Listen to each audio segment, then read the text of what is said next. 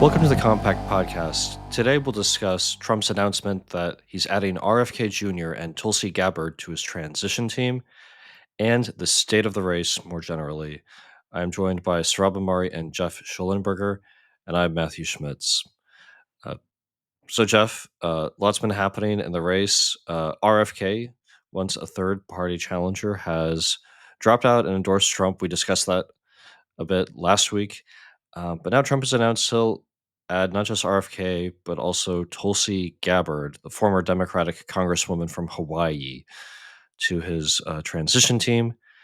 Uh, what do you make of this? Is this in keeping with the designs of Project 2025, or what's going on here? Definitely not. It seems to be another sort of rebrand and reset, which I always kind of found Tulsi an intriguing figure and kind of liked her, although I think she also shows this kind of weird um, tendency by which politics becomes a stepping stone to just becoming a kind of generalized influencer figure. So it's like you serve in Congress and then you just become a kind of talking head and you have a podcast, which seems to have been her trajectory. Congress becomes a footstool to just, being a kind of carving out a niche as a generalized opinionator and influencer. So, that struck me as kind of suggesting a certain unseriousness, and ironically, she very much criticized Kamala Harris in the 2020 primary campaign from the left. Right, she really memorably assailed Harris's record as district attorney in San Francisco and in California, and Attorney General in California, for her kind of for Harris's tough on crime approach.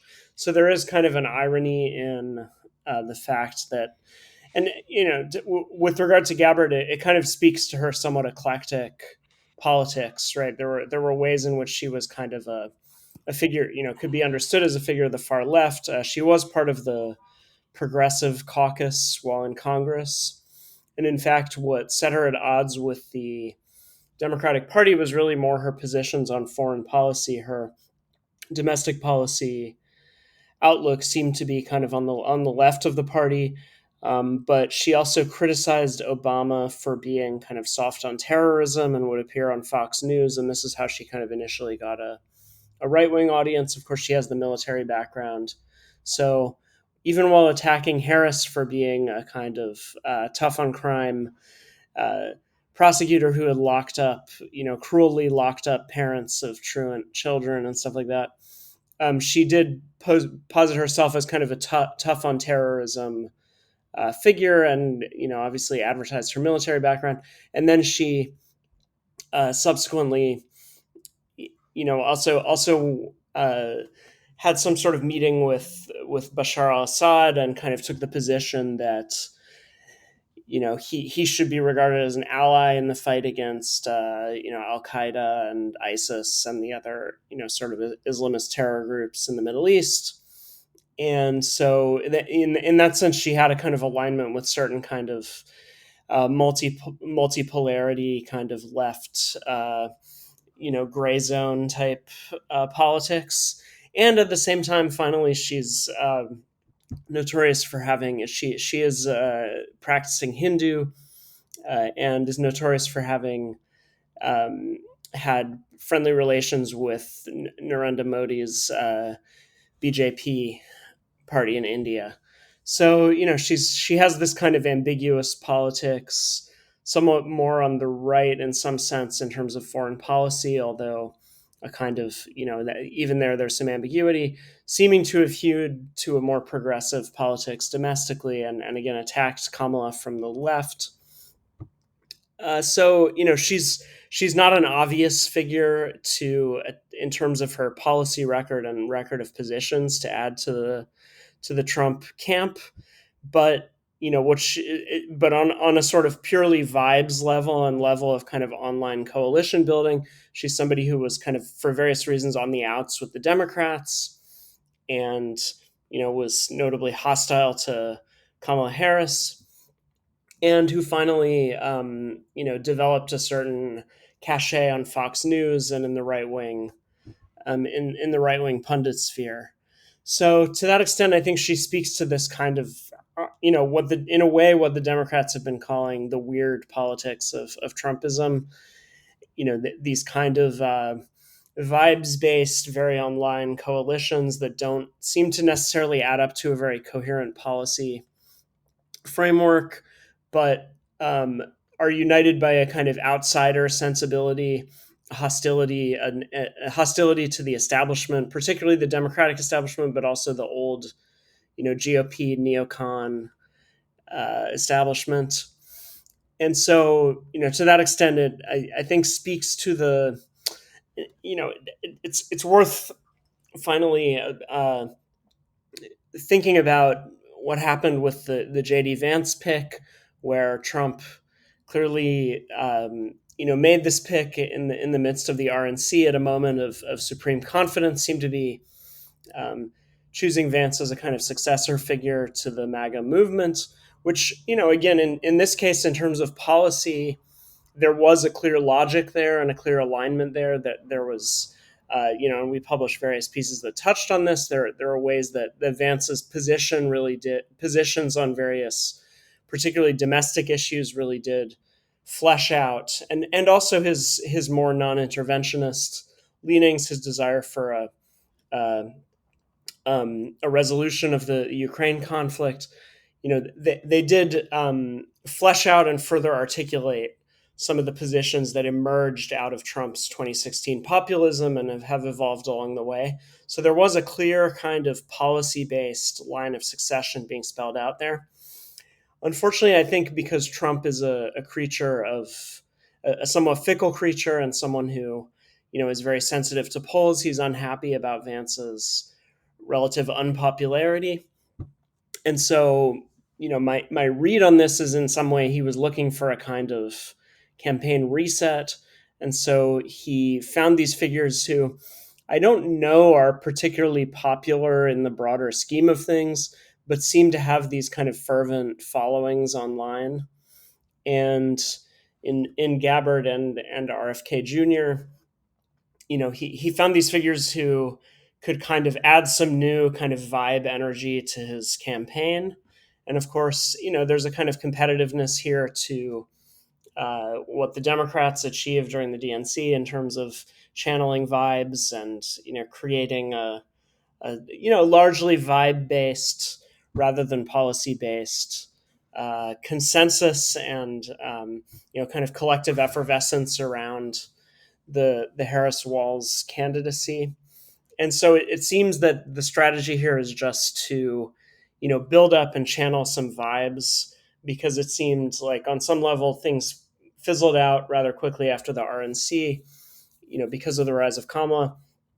And the Vance pick turned out on a kind of vibes level not really to work out in the way Trump might have liked, even despite its obvious kind of clear kind of policy logic.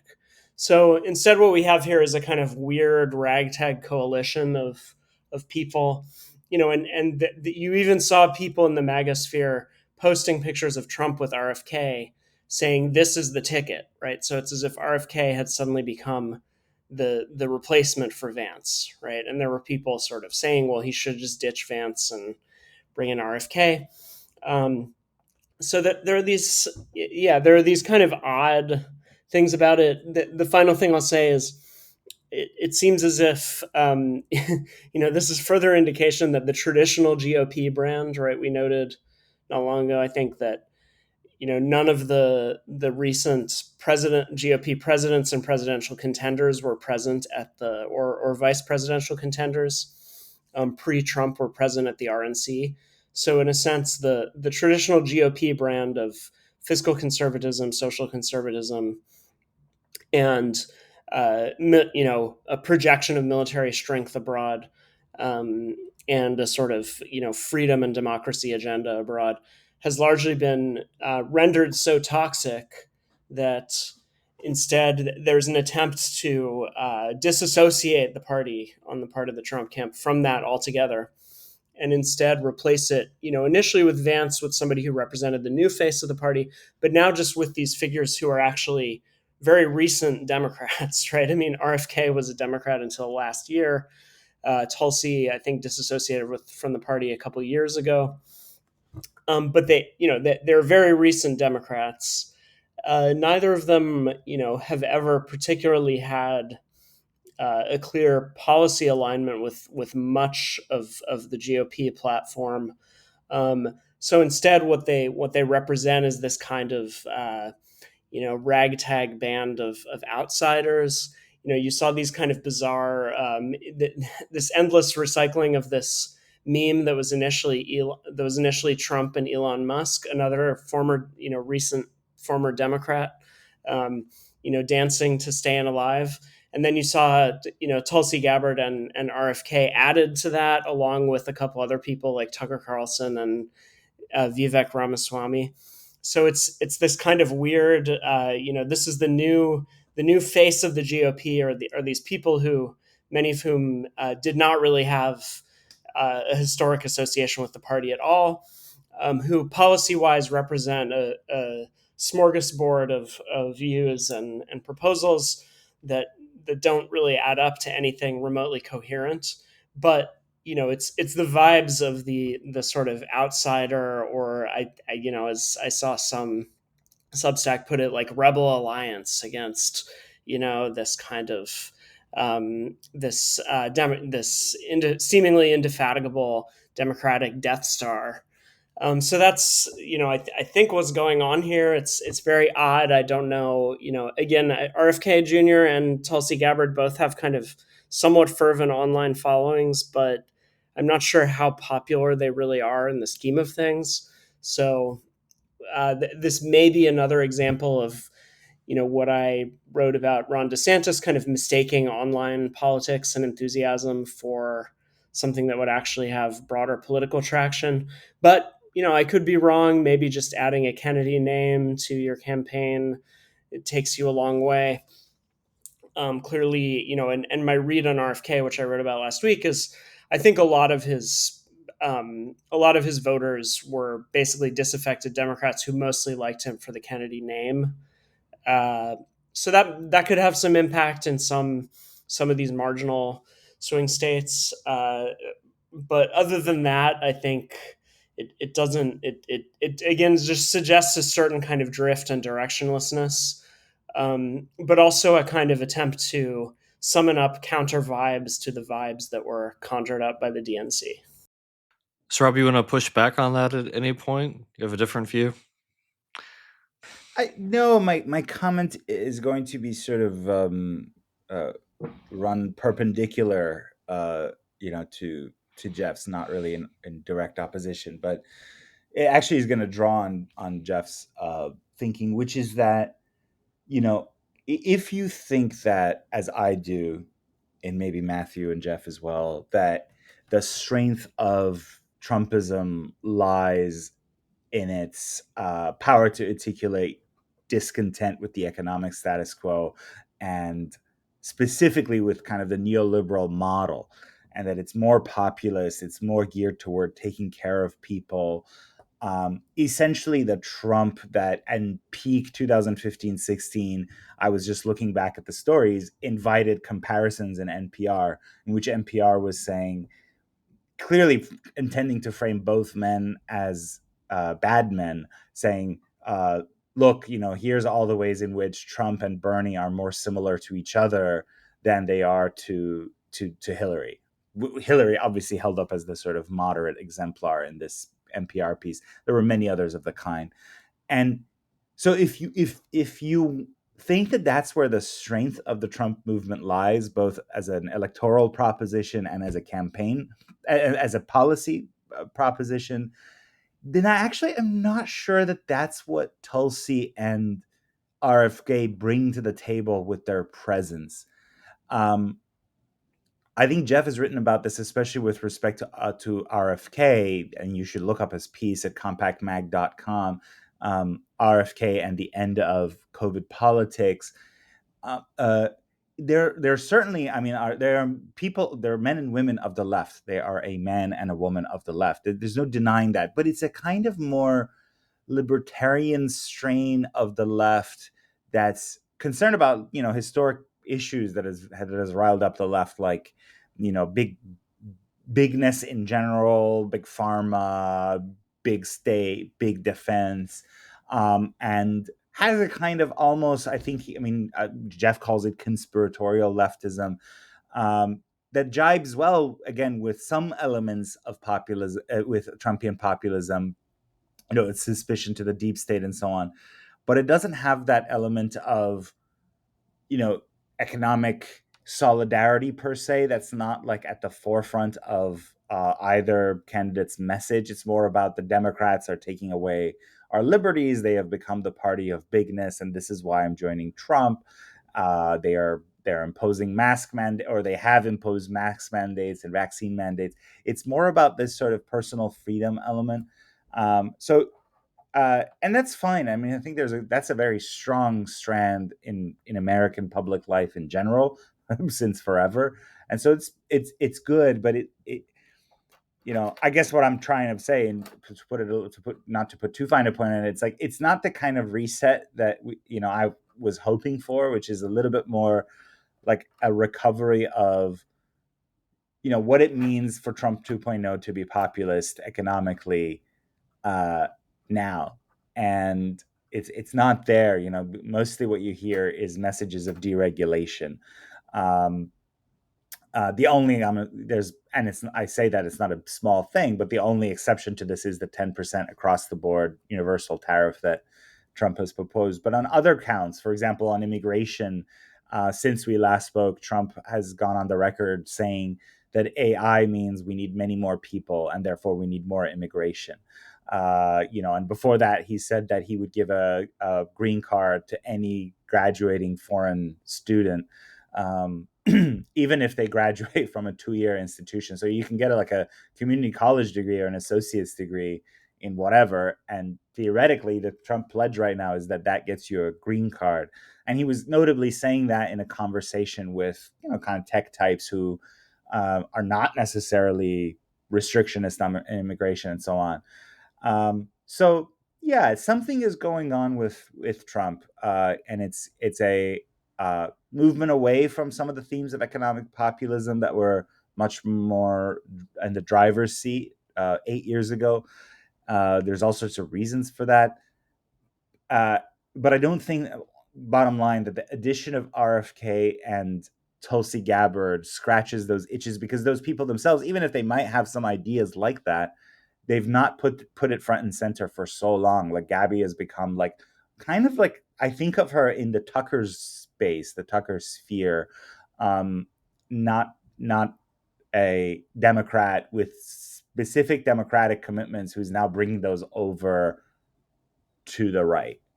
One thing that RFK and Tulsi have in common is their focus on fitness. Tulsi often posts workout videos. She's really into exercise, and RFK uh, is a weightlifter too. He, of course, has placed a big emphasis on health. It seems to be an extension of his environmental advocacy. Another thing that Tulsi has been involved in her past, she's been involved with environmental groups. But for RFK, that environmental advocacy, the idea of keeping rivers unpolluted, seems now to have been extended to keeping the body unpolluted from, say, vaccines or other things. Uh, it's you can definitely point out some seeming contradictions or ironies here. Uh, Probably RFK is juicing. Looks like he uses steroids, so it's not immediately clear why that chemical would be good to inject into the body and others wouldn't. Um, but I'm a little interested in the sort of fitness, the idea of strength, and I think it maybe Trump's projection of a kind of strength is one of his connections to these people. I think as well of the way Trump is really focused on going to UFC fights over the past year. He's done a lot of that with Dana White. Um, he attended the NCAA uh, wrestling finals in 2023. He's done a lot to associate himself with these kind of raw displays of strength and stamina. And it's been a really important element of American culture that I think Trump has tapped into. And in this way, he's probably a step ahead of the Democrats. The Democrats are trying to reach out to uh, men uh, by tapping Tim Walz as vice president. And they say, Tim Walz is from Butte, Nebraska, a small town very near where my father grew up. Tim Walz is a hunter. Tim Walz wears Filson hunting coats. He's a red American. And he is that. But probably for a lot of disaffected young men, UFC, wrestling, weightlifting, those things all have more salience than something like hunting, which I think of as an activity that's tied to uh, agriculture, to the possession of land and of small farms, and also of intergenerational transmissions of values. I've always gone hunting with my father, my grandfather, brothers, nephews, things like that. So it's this communal pursuit, and maybe that has a little less relevance to the lives of young men today, where some of those communal connections and older economic forms that once maybe made hunting a more broadly accessible activity have broken down. So uh, I think fitness is one thing to think about here, and I'm pretty interested in Tulsi. I mean, Tulsi is probably the most prominent, political or as Jeff said now, kind of quasi political figure who has a past as an anti same sex marriage activist. Uh, when she was running for the state legislature in Hawaii, she uh, kind of presented as one of her qualifications the work she had done with the Alliance for Traditional Marriage, a group founded by her father. Uh, Hawaii was the first state where a court declared a right to same-sex marriage, and so it was really ground zero for what became probably the defining social cultural battle of the uh, 2000s, of the first part of the 21st century. And Tulsi was very engaged in the resistance to that. She led a 2004 protest against a bill to legalize civil unions for same-sex couples. And that same year, she spoke in the state house against a measure intended to combat anti-gay bullying in schools. At the time, Tulsi said she objected to students being taught that homosexuality is, quote, normal and natural, and she feared that this, you know, self-described anti-bullying resolution would mean, uh, quote, inviting homosexual advocacy organizations into our schools to promote their agenda to our vulnerable youth, end quote.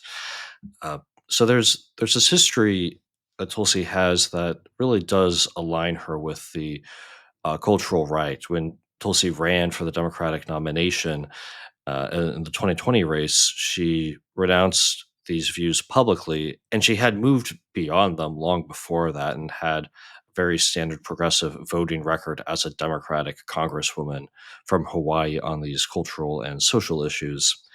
Um, but I think it's worth thinking about her social conservatism alongside her opposition to some forms of U.S. foreign policy. uh, there seems to be this abiding and animating conviction on Tulsi's part that there can be a malign overextension of the progressive values that are being endorsed by American elites, and that they are leading us into disasters abroad or causing some kind of harm to communities or families here at home. And she hasn't articulated this as a kind of coherent outlook. She hasn't stuck to it regularly by any means. She's tacked back and forth in response to maybe changing convictions or political expediency or some combination thereof. But there's this kind of interesting kind of through line of uh, resistance to what you might describe as kind of Atlantic monthly politics. In one way or the other, she often seems to be opposed to whatever the great and the good in American society are endorsing, and that's quite fascinating in one way, which I think makes a lot of sense that she has uh, combined with Trump, because Trump is the figure who has become, a gathering point for those with similar convictions. The uh, Democratic Party put out a statement, the kind of campaign war room, saying Trump's circle of weirdos gets even more extreme, with endorsement from Tulsi Gabbard, and it cites her past anti-same-sex marriage activism. It cites her heretical stances on foreign policy, her meeting with Syria's President uh, Assad, her support for Trump's meeting with Kim Jong Un, uh, and yeah, I think it's just a fascinating turn. Uh, I think certainly RFK has more electoral significance than Tulsi does. His really is a name to conjure with. I think for a lot of uh, potential swing voters, and Tulsi's maybe a little less so. Um, but more than what it says about the campaign, I'm just fascinated by Tulsi as one uh, representative of the strange fate of social conservatism uh, in America at the beginning of the 21st century. Yeah, just to Matthew's point very briefly that RFK matters electorally. I think it does. I saw somebody tweet, I can't remember who it was. Actually, I think it was a conservative figure saying, well, it just is a small nothing, it doesn't matter. I think I was speaking to a top Republican pollster last week, and he was like, look, in a place like Pennsylvania, where if you divide up the state, typically pollsters divide the state into three sort of demographic, political, cultural segments. You have like the rural, uh, red zone. They're really like Ted Cruz voters, but they're happy to vote for Trump too. So those are going to go for Trump. And then you have the urban cores, which, despite some gains by Republicans, kind of the minority population can be expected to go Democrat mostly. And of course, the affluent suburbs as well. You have the Romney or Bush Democrats now, people who have the Ukraine flag um, on their lawn. So the third group that matters the most in the state that everyone says matters the most are kind of lower middle to middle class, Irish Catholic or just ethnic Catholic voters. And this poster was pointing out that they Democrats have actually kicked not one but two important Irish Catholic men to the curb over the past few months. The first being, of course, Biden himself, who actually could be pretty Make formidable. lives matter. Yeah, who could actually be pretty formidable in Pennsylvania, even in his senile mode, because of that kind of ethno-sectarian loyalty. And then now, at least in the perception of how he was treated, reports out there that he went out to Democrats to see if he could make a deal with them too. And they, of course, just shooed him away. Who knows if that's true? But there's just this sense that Democrats kick out white ethnics or kick out Catholic white ethnics. So that could have some ramifications. Who knows? We'll see. I don't have any. Yeah. Anytime you hear me talking about Bucks County, Allegheny County, Northampton County, with any degree of granularity, it's because I'm just regurgitating things that pollsters and strategists Yeah, tell who you. do you think you are, Harry Enton? He's like, we're seeing the results coming in, or Steve Kornacki, like, from Allegheny County, we're really we're seeing it trending 2 points in a direction we wouldn't expect. It's the what really matters is the outer rings of Pittsburgh. You see, that's not the inner rings. The inner rings, everyone knows what's going to happen. It's what's going to happen in the outer rings of Pittsburgh. Yeah, I'm not sure if I've said this on this podcast before. If so, forgive me, listeners. But my favorite part of of the whole election process, is always the nerdy guy explaining maps and numbers to the anchors, and he's getting really excited about just numbers and trend lines and maps, all things that men are maybe stereotypically passionate about. And then you will have this anchor looking on, uh, often female, and she's just nodding along very intently, like, yes, give me more data, give me more facts. And it's really this nerd fantasy at some level. So it's just one of the most satisfying parts of election night. And to that point, what are your guys' read of the election more broadly? Do you see one of the two candidates as being on top right now, or is it anybody's race? It seems to me, I don't think I have anything particularly novel to say, but it's extremely close. But contrary to a few months ago, where Trump had the clear advantage, the Democrats do seem to have the clearer advantage. Um, I don't know that many details about this, but many have been claiming at least that they do have a better kind of organizational um, setup, which of course is what is these.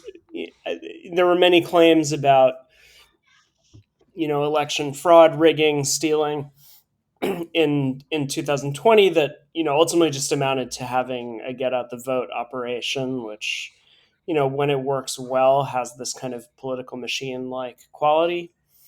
And what always seemed kind of silly to me about that, and ultimately self-defeating about that element of the Trump and GOP reaction to the 2020 election, was just that it kind of reinforced the idea that there's something dishonorable about having a good sort of get out the vote operation, because it seems to fetishize some kind of idea of voting where, like, the only acceptable form of voting is for an individual to walk out of the house, go to the poll, solemnly make their decision about who to vote for in the booth, and go home.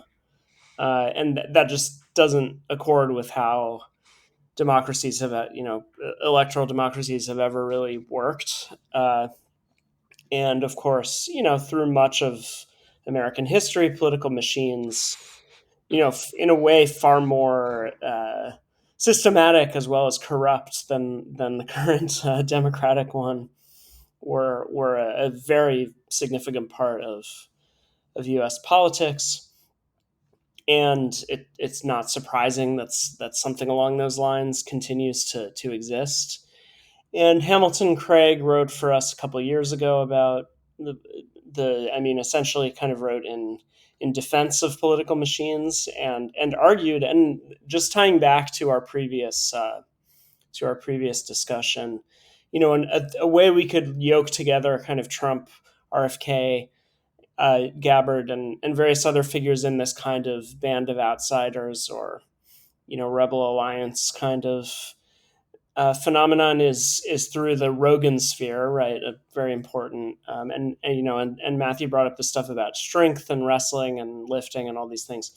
So these are all figures who we could associate with the Rogan sphere of kind of young men, who are into these, who are perhaps somewhat disaffected, somewhat alienated, into lifting and listening to podcasts. And what does this mean? Well, it means something that we've observed in the past, which is that one of the groups that the Republicans are increasingly reliant on is one of these kind of low frequency voter groups, right? That if you think of 20-something men, who maybe live alone or live with other guys or live in their parents' basement and listen to Joe Rogan and go to the gym and things like that, and play video games. Like, these are not people who you can expect to vote with any regularity. And to the extent that the Republicans are relying more on that demographic and other demographics like it, of kind of low frequency, somewhat disaffected voters, which is naturally going to happen when you're branding yourself as the sort of anti-establishment party of outsiders, then the problem you face is that you can't count on these people showing up at the polls, right? They're not like the archetypal suburban Philadelphia voters who were mentioned previously, who were a huge boon to Republicans in the past, or say the suburban Atlanta voters, right? Huge boon to Republicans in the past, huge boon to Democrats now, because they vote every time, midterms, special elections. They'll go out and vote for John Ossoff and Raphael Warnock. And so the Democrats scored a big win by attracting a critical mass of these people because they're reliable. The Rogan voter is not a reliable voter. And so if you don't have a political machine to turn them out or something like it, then you're just not going to be able to count on them to show up. So this is, just like a basic observation about politics. And so I'd say, given the closeness of the race, the beyond all the vibes and the, Kamala mania and all this kind of stuff, it's going to become increasingly salient, the question of who is actually able to turn out their voters. And a disadvantage the Republicans face is that they're increasingly reliant on, and in fact leaning into their reliance on, by things like, putting forward figures like RFK and Tulsi Gabbard, who are both, representative of this kind of Rogan, Tucker, Elon Musk kind of sphere that appeals to disaffected young men. To the extent that they're trying to appeal to those kind of voters and not to the kind of dowdy suburbanites of outer Atlanta, they if they don't have some kind of turnout operation that is going to rival the Democrats, then that's a significant disadvantage going into the fall. That said, I think Trump did achieve remarkable things just through kind of vibes and animal spirits in 2016. It's not impossible he could pull it off again, but it does seem to me that, and something else that people have observed is, one of the advantages he had in 2016 was that his supposed enemy media gave him a huge amount of free publicity, right? They just couldn't look away from him. They constantly played bits of his speeches. And essentially, for people who were, more receptive to what he was saying than to the sort of tut-tutting of the CNN anchors, that was a huge benefit, right? And it does seem that in some sense his shtick has gotten old. I mean, there may be a kind of, somewhat concerted media avoidance of what they did in 2016, which, they may realize that they gave him a boost and therefore are trying not to do that this time. But it does seem that also his shtick has gotten old. It's just not as scandalous. He remains funny and always like interesting to listen to, but nonetheless, his shtick has gotten old and people are kind of used to it, and so it's just not going to have the same kind of novelty that is going to give him automatic airtime and essentially free advertising from the media, which he benefited hugely from in 2016.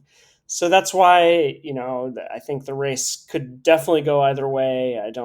Wouldn't make any confident predictions at this point, but I think that those are some advantages that the Democrats seem to have after they got rid of their mad, senile incumbent and replaced him with a sort of weirdly revamped media friendly version of someone we had previously thought was sort of a dud, and who has benefited Kamala. I'm saying has benefited hugely from the low expectations that she from defying the low expectations that she inspired previously. So I think that's kind of how it looks to me. I don't know. Again, I wouldn't make a confident prediction, but I think those are basic advantages the Democrats seem to have at this point. Yeah, I mean, I think there's the kind of policy and ideological component where I do think Trump is not doing well. Now, set those aside, and just think about, as pollsters and kind of campaign chiefs do, just about how to get to 270 electoral votes. And if you agree with the proposition that this election will come down to three states, North Carolina, Georgia, and especially Pennsylvania, or just one state, Pennsylvania, and let's just focus on Pennsylvania, not to put my Harry Enton hat on, but like, for real, there are serious issues that aren't captured, certainly by the national polling, and I think the Real Clear right now of Pennsylvania shows them just neck and neck, with maybe Trump ahead by 0.2 points. But and that is the fact. One is, like, all the issues that are important in Pennsylvania are pretty unfavorable to Kamala. Um, Fracking. The state has a fracking economy. She's going to have to work really hard to prove that she now really doesn't want to ban fracking and hydrocarbons generally, as so many in her party do. I know she's made moves in that direction, but it's going to take a lot more. In part because Sidebar: another irony of RFK, a longtime advocate of total national ban on fracking. right, yeah. So that's one, and then there's the the inflation. Prices are still pretty painful. So she has to kind of own the Biden economy's downsides. And you don't need to have me repeat that I think that Biden did some interesting and strategic stuff with probably positive long-term ramifications. But bottom line is that we're living through a period of inflation, and she's going to have to deal with that. And I think immigration and law and order, which is again another area where Kamala is very self-consciously trying to pivot to the center. She now supports a border wall.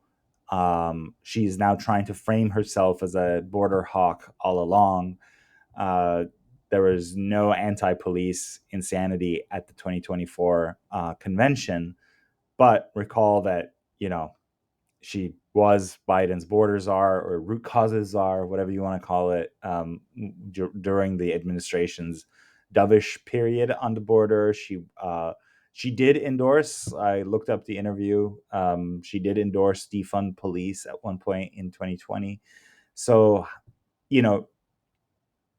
that's her challenge. If Trump's challenge is to sort of regain some sort of ideological cohesion and momentum and remind us why Trump is interesting, especially why he's interesting to working lower middle class Americans.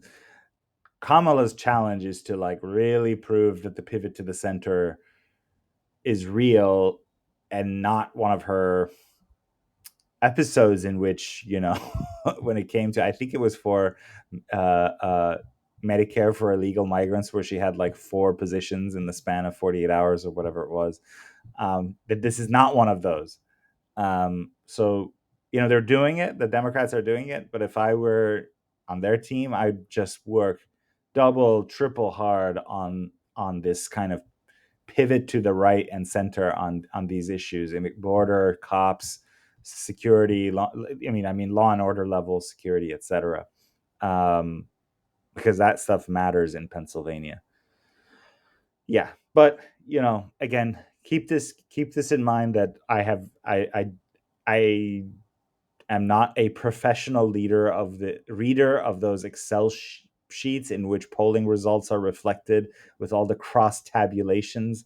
I struggle with those, to be honest. I'm not good at math, and I don't have that granular knowledge of Northampton County, Pennsylvania, or Bucks County that guys like Harry Enton bring to the table. I'm just sort of channeling what I hear from people who are good at doing that sort of thing. So what it's worth. And they're Republican pollsters, typically the people I talk to. And polling is an ideological job. I mean, you're trying to present a set of information, but you're also trying to frame it positively for your campaign and for your side. So keep all that in mind, but that's where I'm coming from. Yeah, I will confess that I have no more insight into this than anyone else on the podcast in terms of the raw data. I do have a certain baseline skepticism of the Democrats' Joy campaign. Possibly the GOP ticket will just permit the Harris Walls ticket to dissociate itself completely from Biden and his immensely unpopular record. Trump has a lot of disadvantages. There are so many voters who are absolutely opposed to him and would never consider voting for him. But despite all that, I tend to think that there's something a little fake about the whole Joy thing, and I just wonder if it won't end up coming back down to earth. Don't know that, but I can't say I buy in. I don't feel that there's a real energy there. So with that, thanks Geoff, thanks Sohrab, and thank you listeners. Go to compactmag.com/subscribe.